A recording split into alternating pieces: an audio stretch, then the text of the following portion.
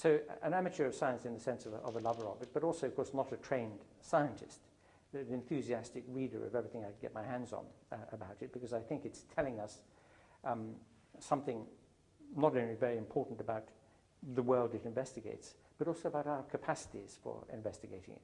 And if you have a philosophical interest too, it's very fascinating to reflect on the methodologies, the assumptions that lie behind that process, and to bring to bear on it the great question about how far our own cognitive structures are implicated in how we view the world.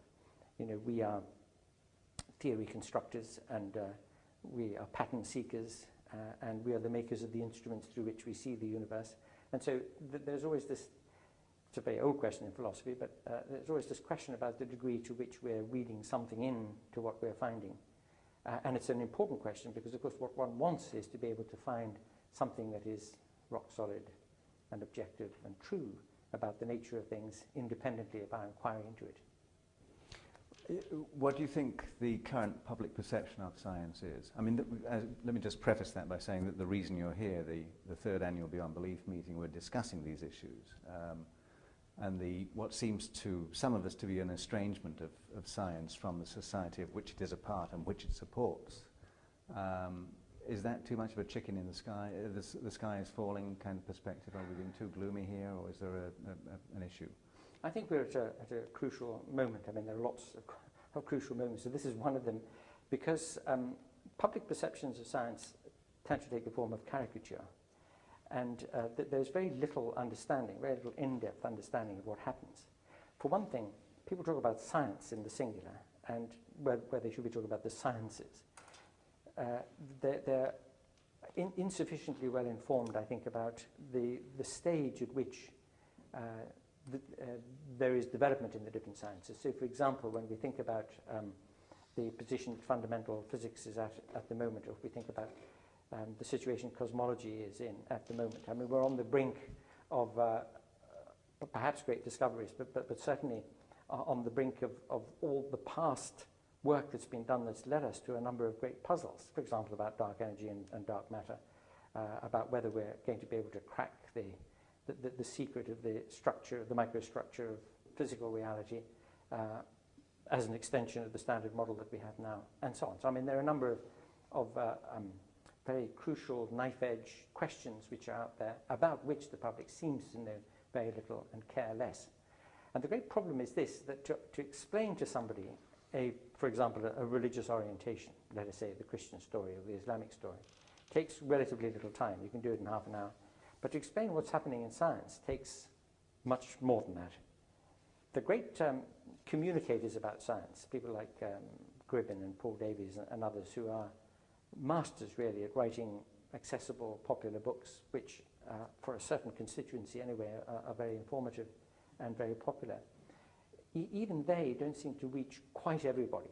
I mean, it's important really that the level of scientific literacy in society in general ought to be much, much greater and more fine-grained. People really should understand much more about what's happening in the different sciences. It matters because we've got this bad-tempered quarrel going on in society at the moment.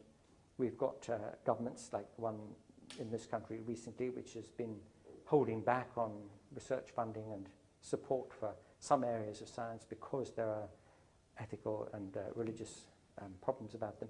So, you know, this is an important moment, and so an argument has to be won. We've got to be able to make a much, much better case for this tremendous enterprise, this great project, which is understanding the world scientifically. But why do you think it's under attack? I mean, what is it about it that you think causes unease? It's not so much under attack that it's exposed to the corrosive power of ignorance and some disaffection.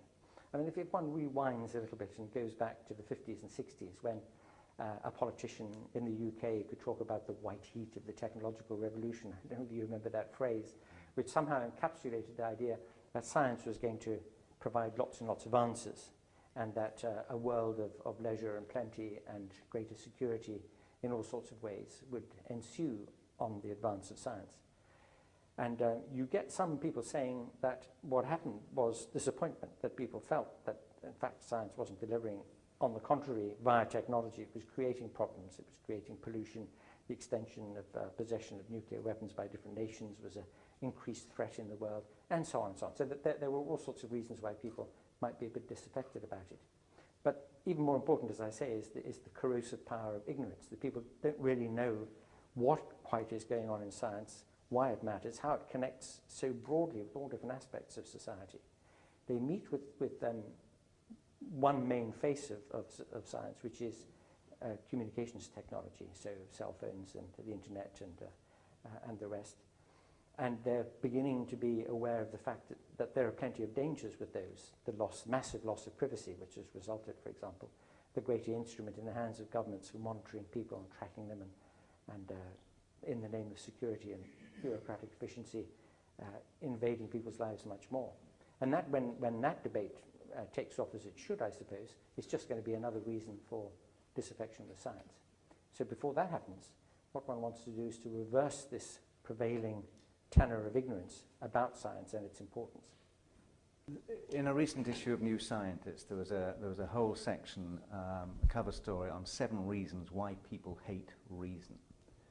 And I would have thought that reason was something that would be an important part of any scientifically advanced society. And you introduced this session, these questions. The Archbishop of Canterbury said that reason stands against values and morals. How does that work? Well, I'm as flabbergasted as you are by that standpoint. I have to say that I debated Rowan Williams just last Monday of this week on a quite different issue, the question of the basis of ethics in society, and the whole reason thing didn't come up very much in that. The point of the exercise here was to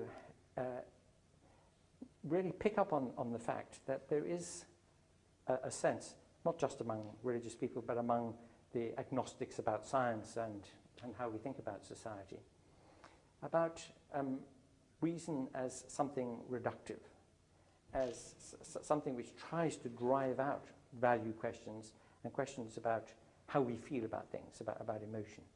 And there's this long-standing tradition, in fact it goes all the way back to Aristotle, I suppose, that reason and emotion are somehow opposed to one another.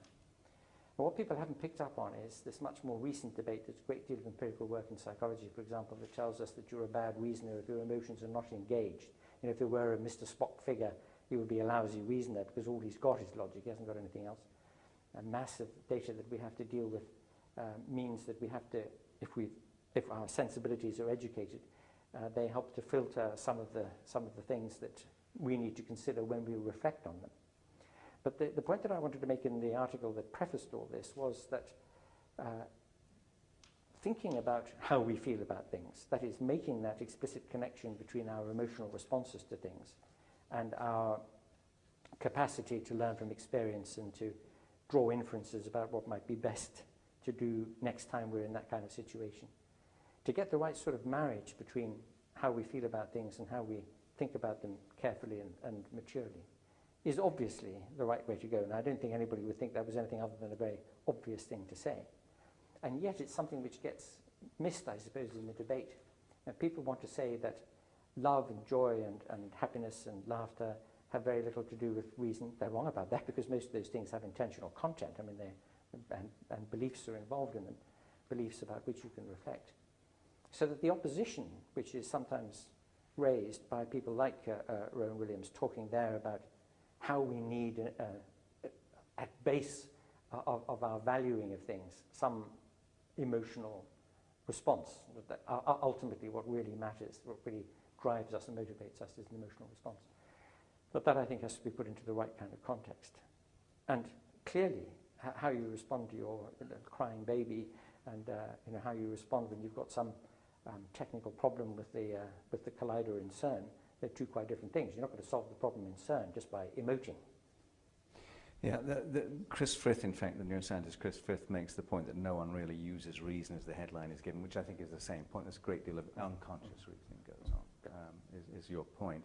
And the Archbishop uses this phrase, instrumental reason, which is, I suppose, this notion of where people reduce the Enlightenment to be something that produced dry, mechanical, harsh treatments of things rather than more humane things, right? Yes, exactly. Just, you know,